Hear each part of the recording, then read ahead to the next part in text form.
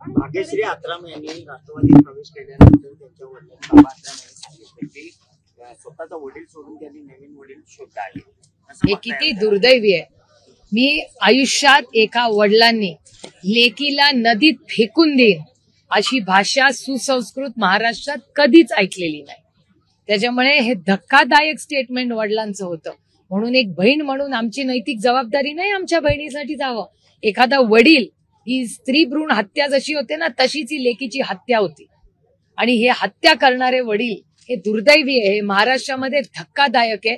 एक वडील म्हणतात की लेकीला मी नदीमध्ये फेकून देईन, ही भाषा सुसंस्कृत महाराष्ट्रात एका वडिलांना शोभते? कुठल्या वडिलांना, कुठल्या नात्यात शोभते हो?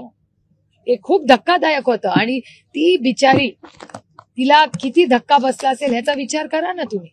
त्याच्यामुळे अर्थातच आमच्या भगिनीला आधार देणं ही आमची नैतिक जबाबदारी होती आणि आहे आणि आयुष्यभर राहील।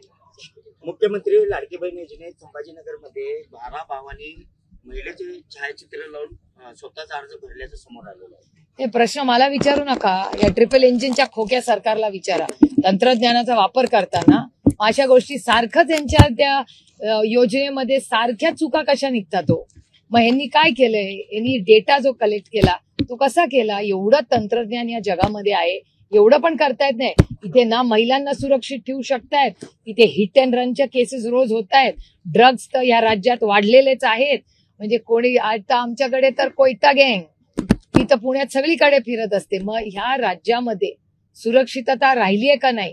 नीटचे पेपर लीक होतात, मग ह्या चाललंय का? अन्नाधुंदी कारभार चाललाय या देशामध्ये। कारण का ह्यांना घर आणि पक्ष, इन्कम टॅक्स, सीबीआय, ईडी म्हणजे आईस हे सोडून यांना वेळ कुठे दुसरं काय करायला किंवा मायबाप जनतेची सेवा करायला।